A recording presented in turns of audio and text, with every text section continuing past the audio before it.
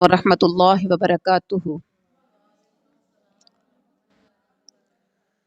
یہ رمضان المبارک کا مہینہ اور رمضان المبارک کے مہینے کا آخری عشرہ ہے، جو کہ اللہ کا بہت بڑا احسان ہے کہ اس نے رمضان المبارک کا مہینہ ہمیں دیا، اور یہ بڑا تیزی کے ساتھ گزر رہا ہے۔ یہ ایسے ہی ہے جیسے کوئی بڑا خوبصورت، بڑا کوئی اچھا سا مہمان، بڑا ایسا مہمان جو ہمارے پاس آتا ہے جس سے ہمیں بڑی محبت ہوتی ہے، جنہیں ہم جنہیں ہم بڑا پسند کرتے ہیں۔ کوئی ایسا مہمان ہوتا ہے نا جن سے ہمیں بڑی محبت ہوتی ہے، بہت پیار ہوتا ہے۔ جب وہ آتا ہے تو ہماری خوشیاں دوبالا ہو جاتی ہیں۔ وہ جب تک ہمارے گھر رہتا ہے ہم ان کی وجہ سے بہت خوش ہوتے ہیں، اور جب اس کے جانے کا ٹائم ہوتا ہے تو ہم بہت غم زدہ ہو جاتے ہیں۔ ایسا کوئی مہمان ہوتا ہے؟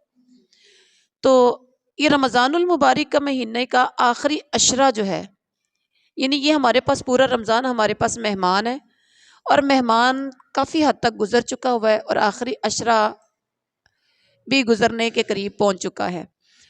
تو اس میں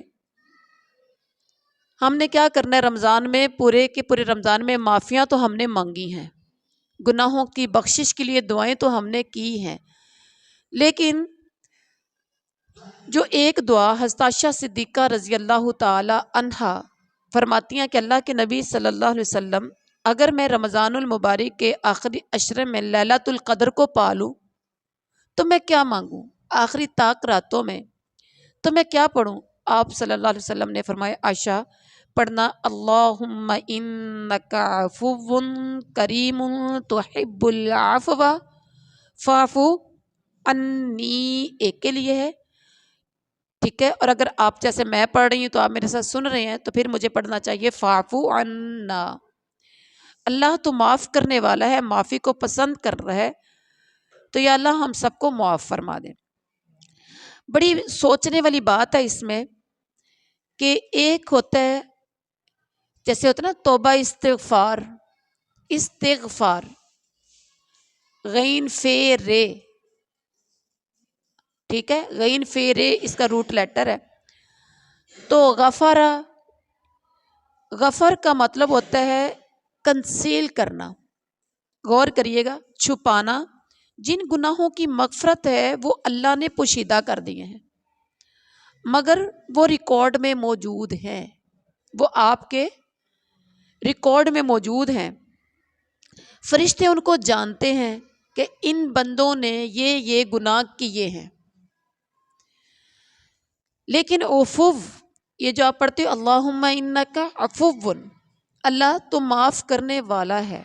عفو کا مطلب ہوتا ہے اریز کرنا، معاف کرنا، ایسے جیسے سب کلین کر دیا جائے، پیج کو، ورق کو بالکل صاف کر دیا جائے، سلیٹ کو صاف کرنا، ریکارڈ بالکل صاف کر دینا کہ اب اس کے بعد کوئی چیز باقی ہی نہیں رہتی، ٹھیک ہے؟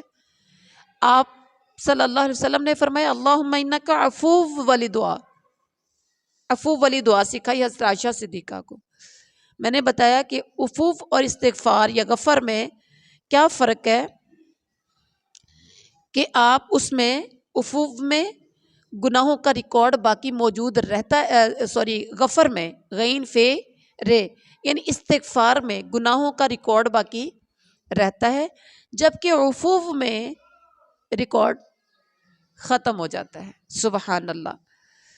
اس لیے لیلۃ القدر کی دعا رسول اللہ صلی اللہ علیہ وسلم نے حضرت عائشہ صدیقہ کو فرمایا، یہ دعا سکھائی اللہم انک عفو تحب العفو فاعف عنی، اے اللہ تو معاف کرنے والا ہے، کرم کرنے والا ہے، اور معافی کو پسند کرتا ہے، سو میرے گناہ معاف فرما۔ اب آپ نے ایک حدیث میں یہ بھی ہے عفو اللہم انک عفو تحب العفو فاعف عنی، اور جو ہم نے پہلے حدیث پڑھی اس میں عفو کریم بھی ہے، عفو کریم بھی حدیث سے ثابت ہے، اور عفو بھی یعنی بغیر کریم کے بھی یہ دعا ثابت ہے۔ تو ہم سب نے اپنے زیادہ سے زیادہ اللہ تعالیٰ سے یہ دعا مانگنی ہے۔ اچھا، ضروری نہیں ہے کہ یہ آپ نے صرف طاق راتوں میں پڑھنی ہے، بلکہ ہمیں پورے آخری عشرے میں یہ دعا پڑھنی ہے. چلتے پھرتے اٹھتے بیٹھتے آپ نے زیادہ سے زیادہ زبان پر یہ لانی ہے دعا، اللہم انک عفو کریم تحب العفو فاعف انی.